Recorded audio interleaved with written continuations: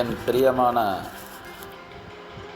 இயேசுவின் மேல் பற்று கொண்ட சகோதர சகோதரிகளே, இன்றைக்கு நான் ஒரு முக்கியமான புனிதரை பற்றி சிந்திக்க இருக்கிறேன்.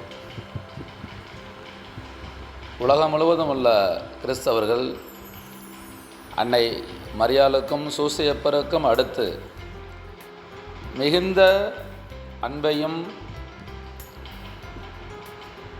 பற்றையும் கொண்டிருப்பவர் புனித அந்தோணியார்.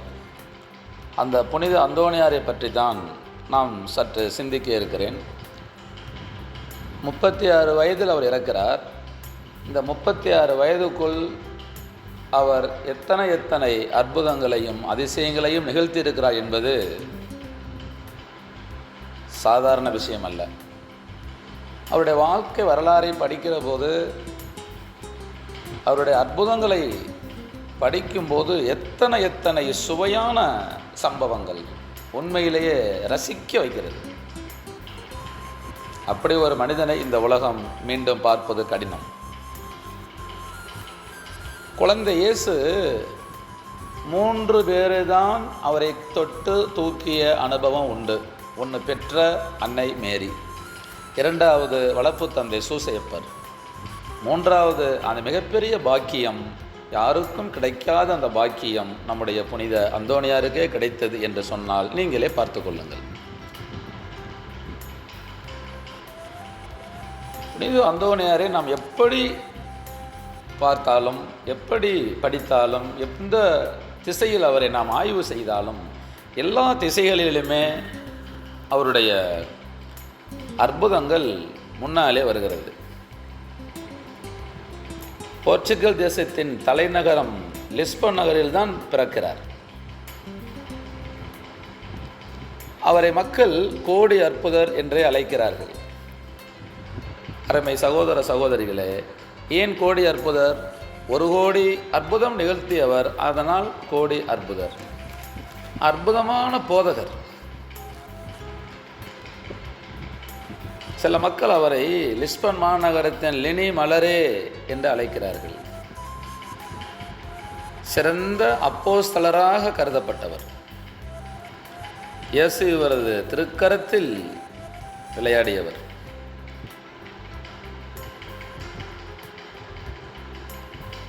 பதுமை என நம்மால் செல்லமாக அழைக்கப்பட்டவரும், 36 வயதில் மறைந்தாலும் உலகமே கொண்டாடும் ஒரு அற்புதராக எல்லோருடைய மக்கள் மனதிலும் இருக்கக்கூடியவராக இருக்கிறார். போர்ச்சுகலில் பிறந்த அந்த மனிதனை எத்தனை ஆண்டுகள் கழித்து உலகம் முழுவதும் புனித அந்தோணியார் என்ற தேவாலயங்களும் திருத்தலங்களும் இருக்கிறது என்று சொன்னால் நாம் பாராட்ட வேண்டும். இந்த என்னுடைய உரையை தஞ்சை மாவட்டம் பட்டுக்கோட்டை வட்டம் வீரக்குறிச்சியில் அமைந்துள்ள புனித அந்தோணியார் திருத்தலத்திற்கு இந்த உரையை நான் சமர்ப்பிக்கிறேன். நாம் புனித அந்தோணியாரை பார்ப்பதற்கு முன்னால் இந்த போர்ச்சுகல் தேசத்தை பற்றி நாம் சற்று பார்த்தால் நன்றாக இருக்கும். போர்ச்சுகல் தேசம் என்பது மரியாளின் நிலைமை என்றே மக்கள் அழைப்பார்கள். அந்த போர்ச்சுகல் தேசத்தில் இருந்த மக்கள் அத்தனை பேரும் மிகவும் அன்பும் பண்பும் கருணையும் நிறைந்த மக்களாகவே கருதப்பட்டார்கள். அந்த மக்கள் அன்னை மரியாவை தன் உயிராக நினைத்தவர்கள். உத்தம கத்தோலிக்க கிறிஸ்தவர்களாக வாழ வேண்டும், வாழ்ந்தவர்கள், வாழ முயற்சித்தவர்கள். அல்போன்ஸ் கென்ட்ரிக் என்ற மன்னன் அந்த நாட்டை மிகவும் சீரும் சிறப்புமாக ஆட்சி செய்தான்.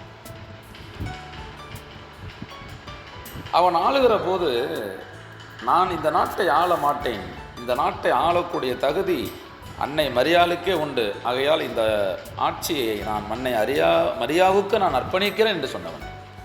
ஒரு மன்னன் என்று சொன்னால் தலையில் கிரீடம், செங்கோல் என இருக்கும். ஆனால் அல்போன்ஸ் மன்னன் சொல்கிறார், இந்த கிரீடத்தையும் இந்த செங்கோலையும் அன்னையின் பாதத்தில் வைத்து நான் ஆட்சி செலுத்துகிறேன், சிம்மாசனத்தில் நான் உட்கார மாட்டேன், அந்த சிம்மாசனம் அன்னை மரியாளுக்கு நான் அர்ப்பணிக்கிறேன். இன்னொரு சுவையான செய்தி, இதெல்லாம் நாம் தெரிந்து கொண்டு உள்ளே போனால் நன்றாக இருக்கும்.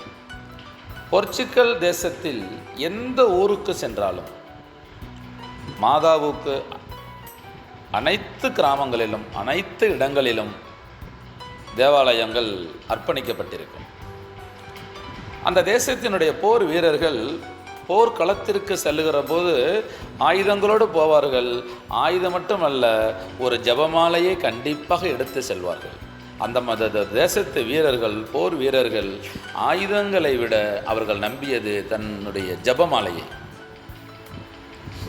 இன்னும் ஒரு சுவையான சம்பவம் சொல்லுகிறேன். அந்த ஊருக்குள், அந்த தேசத்தில் வெளியூரில் இருந்து யாராவது வந்து இந்த ஊருக்கு போகணும், இந்த இடத்துக்கு போகணும் என வழி கேட்டால் அங்கே உள்ள மக்கள் எப்படி பதில் சொல்வார்கள் தெரியுமா? அந்த ஊருக்கா 3 ஜெபமாலை தூரம், இந்த ஊருக்கா 8 ஜெபமாலை தூரம், அந்த ஊருக்கா 20 ஜெபமாலை தூரம் என்று அந்த தூரத்தை சொல்லுகிற போதே ஜெபமாலையும் இணைத்தே சொல்வது வழக்கமாய் கொண்டிருந்த அந்த தேசம். அந்த தேசத்தில் ஒவ்வொரு குடும்பத்திலும் ஆண்கள், சின்ன குழந்தைகள் ஆண்கள் என்று இருந்தால் மரியான் என பெயர் வைத்திருப்பார்கள், பெண்கள் என்று இருந்தால் மரியாள் என்றே பெயர் வைத்திருப்பார்கள். போர்ச்சுகல் தேசம் முழுவதும் அன்னையின் நிலமாகவே கருதப்பட்டது.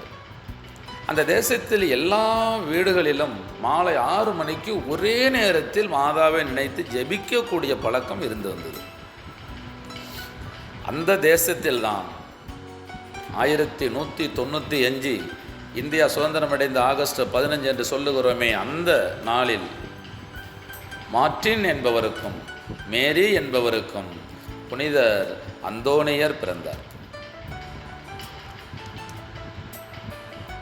இந்த லிஸ்பன் மாநகரம் தான் போர்ச்சுகலின் தலைநகரம். அந்த லிஸ்பன் தலைநகரம் ஒன்றும் சாதாரண தலைநகரம் அல்ல. அங்கே ஒரு மிகப்பெரிய துறைமுகம் இருந்தது. அந்த துறைமுகத்தில் இருந்துதான் இந்தியாவுக்கு கடல்வழி கண்டுபிடிக்க வந்த வாஸ்கோடகாமா தன்னுடைய பயணத்தை லிஸ்பன் துறைமுகத்தில் இருந்துதான் தொடங்கினார். அன்னை மரியாளை நினைத்து, ஆகையால் அவனுக்கு வெற்றி கிடைத்தது. அது மிகப்பெரிய வியாபார மையமாகவும் அது இருந்தது.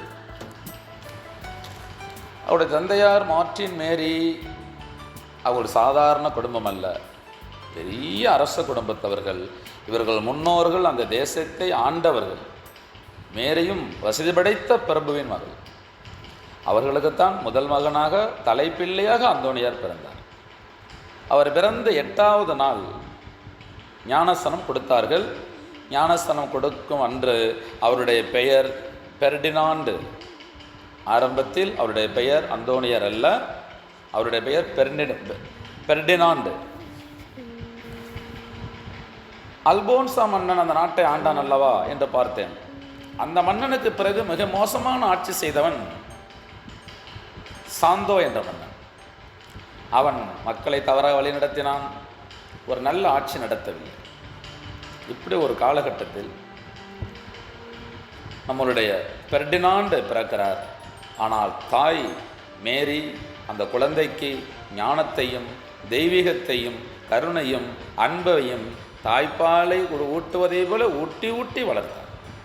ஒரு இடத்தில் சொல்லுகிறார், ஆண்டவனுக்கு என் குழந்தையை நான் என் மனமாற ஒப்பு கொடுக்கிறேன் என்று பரிபூர்ணமாக தெரிவிக்கிறார்.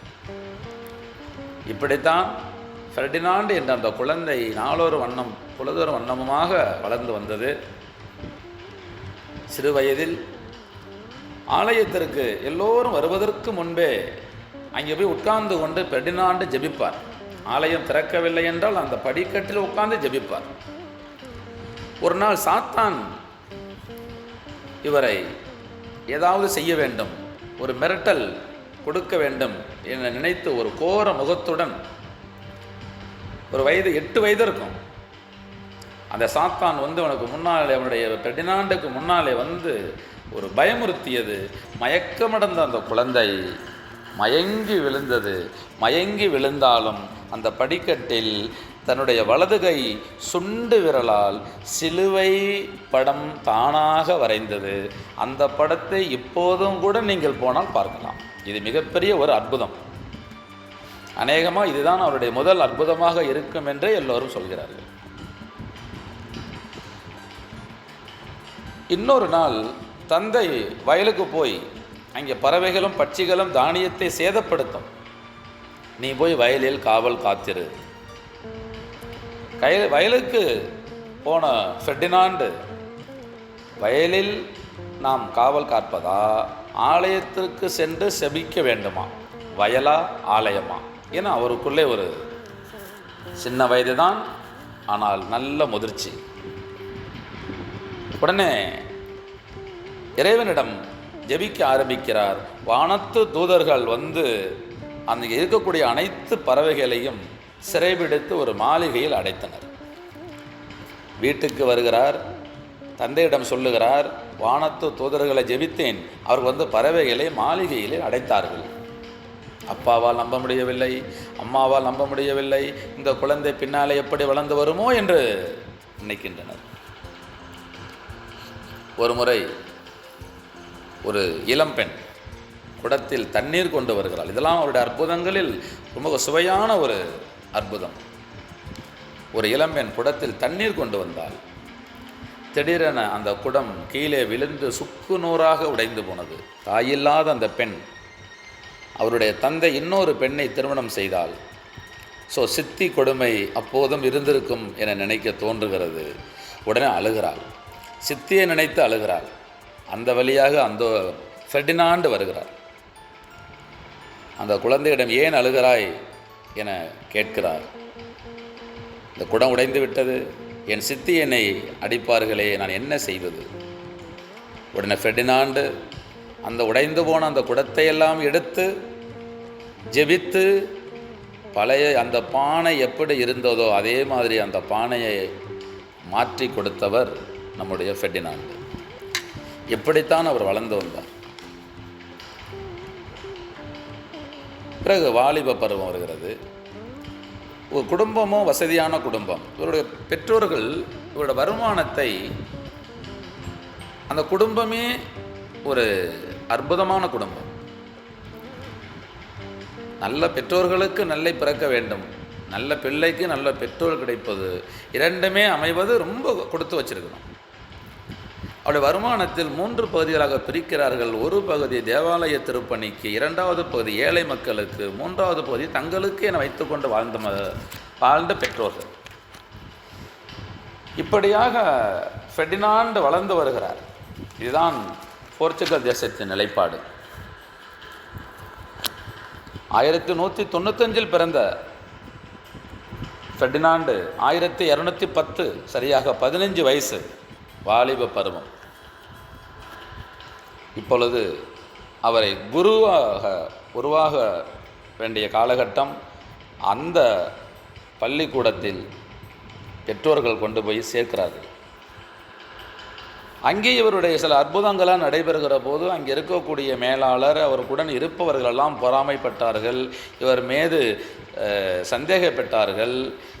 இவருடைய மனம் நோகும்படியும் சில செயல்களெல்லாம் நடந்தது. சில இடத்தில் சாட்டையடி கூட வாங்கியிருக்கிறார். ஒரு முறை அந்த அந்த குருவாக மாறுவதற்குரிய அந்த பள்ளிக்கூடம், அங்கிருந்து மேலாளர் அங்கே உள்ள அனைத்து குழந்தைகளையும் அடைத்து கொண்டு ஒரு இன்பச் சுற்றுலா சென்றார்கள். படகில் ஏறி பக்கத்தில் இருக்கக்கூடிய தீவுக்கு சென்றார்கள். அங்கே போனவுடன் அந்த குழந்தைகள் தண்ணீரில் விளையாண்டார்கள், ஓடினார்கள், ஆடினார்கள், பாடினார்கள், சந்தோஷமாக இருந்தார்கள். ஆனால் அந்த இயற்கையான காட்சியை பார்த்த பிறகு நம்முடைய ஃபெர்டினாண்டுக்கு அந்த இடம் ரொம்ப பிடித்து போனது. இவ்வளவு இயற்கையாக அழகை படைத்த அந்த இறைவனை ஜெபிக்க வேண்டும் என அந்த இடத்திலே ஒரு மறைவான புதர்களுக்கு மத்தியில் ஜெபிக்க தொடங்குகிறார். இப்படித்தான் இவருடைய வாழ்க்கை போகிறது. மற்ற குழந்தைகள் எல்லாம் ஓடி ஆடி விளையாடி எல்லாம் பார்த்த பிறகு இவரை பார்த்தார்கள், காணவில்லை. உடனே இவரை இங்கேயே கிடந்து சாகட்டும் என நினைத்து ஃபெர்டினாண்டை அங்கேயே விட்டுவிட்டு இவர்கள் மற்றவர்களெல்லாம் அவர்கள் வந்த படகில் ஏறி திரும்புகிறார்கள். கூட வந்த நண்பர்கள், மனிதர்கள் ஒரு திட்டம் போட்டார்கள், இறைவன் ஒரு திட்டம் போட்டார். திடீரென ஜபமெல்லாம் முடிந்து உடனே பார்க்கிறார், யாரையும் காணவில்லை. வருத்தப்படவில்லை, கோபப்படவில்லை, நம்மளை விட்டு விட்டார்கள் என்று அவர்களை நிந்திக்கவில்லை. ஃபெர்டினாண்டு உடனே நேராக அந்த கடற்கரைக்கு வருகிறார். தான் கட்டியிருந்த அந்த வேட்டியை அவிழ்த்து அந்த தண்ணீரில் வைக்கிறார். அதில் ஏறி உட்காருகிறார். என்ன ஆச்சரியம்! ஒரு கப்பல் விட மிகமான வேகத்தில் அவர் அந்த வேட்டியில், அவருடைய அற்புதமான அந்த நிகழ்வு, வேட்டியில் அமர்ந்து கொண்டே வருகிறார். மிகவும் வேகமாக வருகிறார். கரை வந்து அடைகிறார். ஏற்கனவே கிளம்பிய அந்த படகில் கிளம்பியவர்கள் இன்னும் கரை வந்து சேரவில்லை. இவருக்கு முன்னாலே கிளம்பியவர்கள், உண்மையான படகில் வந்தவர்கள் இன்னும் வந்து சேரவில்லை. அவர் ஃபெர்டினாண்டு கரை அடைந்த பிறகு அங்கே இவர்களுக்காண்டி கரையில் காத்திருக்கிறார். மிக தாமதமாக அந்த படகு வருகிறது. கரையை வந்து பார்த்தா ஃபெர்டினாண்டு நிற்கிறார். நமக்கு முன்னால் எப்படி வந்தார்? என்ன சாத்தியம்? உடனே ஓடி போய் எல்லோரும் கேட்கிறார்கள், எப்படி வந்தீங்க? என்ன வந்தீங்க? நீங்களை விட்டுட்டு வந்துட்டீங்க. நான் உடனே என்னுடைய வேட்டியை படகாக மாற்றி நான் ஆண்டவன் ஜெபித்து நான் வந்து சேர்ந்தேன். நம்ப முடியுமா? உண்மை. அவருடைய பரவசம் முடிந்து அந்த இடத்துக்கு வந்து சேருகிறார். படகை விட வேகமாக வந்து சேர்ந்தார். இப்படி அகிலம் முழுவதும் இவருடைய புகழ் கொஞ்சம் கொஞ்சமாக பேச தொடங்குகிறார்கள். அந்த நவ சந்நியாசம் 9 ஆண்டுகள் முடிந்தது. 24 வயதில் அந்த 1910 அந்த பள்ளியில் சேர்ந்தார். 9 ஆண்டுகள் படிக்கிறார். 24 வயது இவருக்கு குரு பட்டம் கொடுக்கப்பட்டது. 24 வயதில் இவர் குரு பட்டம் கொடுக்கிறார்கள். என்ன வேலை தெரியுமா? குரு பட்டம் கொடுத்த உடனே இவருக்கு வேலை, வாசல் காப்போம், வாயில் காப்போம். யாராவது வெளிநாடுகள் வெளியூரில் இருந்து அந்த பக்கம் வந்தால் அவர்கள் ஓடி போய் பணிவிடை செய்ய வேண்டும். இந்த வேலை இவர் கொடுக்கப்பட்டது. மனமுவந்து அந்த வேலையை அவர் பார்த்து கொண்டு வருகிறார். யாராவது வந்து அந்த இடத்தில் நின்னால், இந்தோ நான் வருகிறேன், உடனே வருகிறேன், வாருங்கள் இயேசுவே என்றுதான் இவர் மிகவும் அன்போடும் கருணையோடும் பரிவோடும் எல்லோரையும் நடந்து கொண்டார். ஒரு நாள் இப்படி வாசலில் நிற்கிற போது 5 துறவிகள் வருகிறார்கள். அவர்கள் உருவத்தை பார்த்தால் தலைமுடி பரட்டையாக இருக்கிறது, தாடி வைத்திருக்கிறார்கள், கிழிந்து போன உடைகள், கால் கையெல்லாம் பார்த்தா சேரும் சகதியும், தலையில் தொப்பி அணிந்திருக்கிறார்கள். இவர்களை பார்த்தால் ரொம்ப தூரத்திலிருந்து நடந்தே வந்தவர்கள் போல் தெரிகிறது. மாற்று துணி கூட அவர்களிடத்தில் இல்லை. வாருங்கள் வாருங்கள் என அழைக்கிறார் ஃபெர்டினாண்ட். நீங்கள் எங்கே இருந்து வருகிறீர்கள்? நாங்கள் இத்தாலி தேசத்திலிருந்து வருகிறோம்.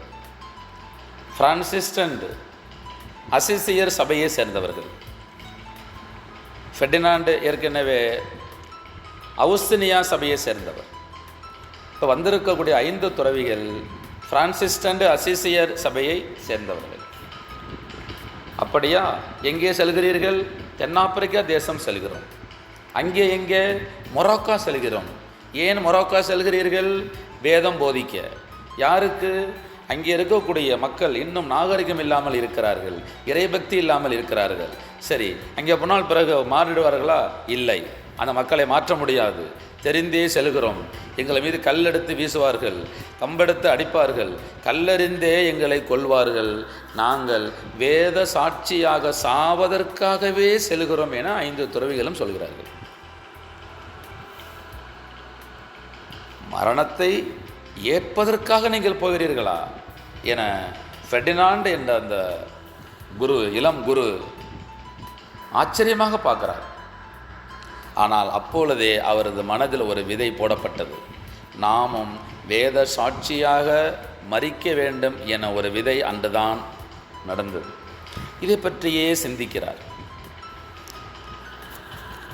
இந்த நேரத்தில் இன்னொரு நாள் 2 துறவிகள் மட்டும் பிச்சை கேட்டு வருகிறார்கள். உடனே ஓடி போய், என்ன வேண்டும்? வாருங்கள், உட்காருங்கள் கேட்கிறார். நீங்கள் யாரு? நாங்கள் பிரான்சிஸ்டன் அசிசியர் சபையை சேர்ந்தவர்கள். நாங்கள் பிச்சை எடுத்தே சாப்பிடுவோம், எதுவும் சேமித்து வைத்துக்கொள்ள மாட்டோம். சொத்து, காசு, பணம், பதவி, பட்டம் எதுவும் வைத்துக்கொள்ள மாட்டோம். மிகவும் நேர்மையாக, மிகவும் தூய்மையாக அந்த பிரான்சிஸ்டன் அசிசியர் சபையில் உள்ளவர்கள் இருந்தார்கள். இப்பொழுது ஃபெர்டினாண்டு தன் மனதில் இருந்த அந்த ஆசையை தெரிவிக்கிறார். நானும் உங்களோடு உங்கள் சபையில் சேர்ந்து கொள்ளலாமா? நானும் உங்களோடு அந்த மொராக்கோ தேசம் வரலாமா? அந்த 2 துறவிகள், சரி, நாங்கள் எங்கள் மேலாளரிடம் இதை போய் நாங்கள் சொல்லுகிறோம், அவர் அனுமதித்தால் நீயும் தாராளமாக அங்கே வரலாம். இவர்கள் போய் அந்த 2 துறவிகளும் மேலாளரிடம், நாங்கள் வருகின்ற வழியில் ஒரு இளம் குருவை சந்தித்தோம், அவர் இங்கே வருவதாக சொன்னார், நம்ம சபைக்கு மாறுவதாக சொன்னார். அவரும் மனப்பூர்வமாக ஏற்றுக்கொண்டார். தாராளமாக வரட்டும், எப்போ வேண்டுமானாலும் வரட்டும் என சொன்னார்கள். ஃபெர்டினாண்டு இப்போ தன்னுடைய சபையில், நான் பிரான்சிஸ்கன் அசிசியர் சபையில் சேருகிறேன், 9 ஆண்டுகள் படித்து ஒரு வருடம் மட்டுமே அவுஸ்தினார் சபையில் அவர் பணி செய்கிறார். மேலாளர் முதலில் மறுத்தார். மீண்டும் மீண்டும் ஃபெர்டினாண்டு அவரிடம் தன்னுடைய மனதில் உள்ள ஆசையை சொல்ல சொல்ல, காலம் மாற மாற, கரைத்தால் கல்லும் கரையும் என்று சொல்லுவார்கள், அதுபோல் ஒரு நாள், சரி நீ மாறிக்கொள்ளலாம், ஆனால் 2 சபைகளும் உட்கார்ந்து முறைப்படி நீ மாற வேண்டும் என சொன்னார்கள்.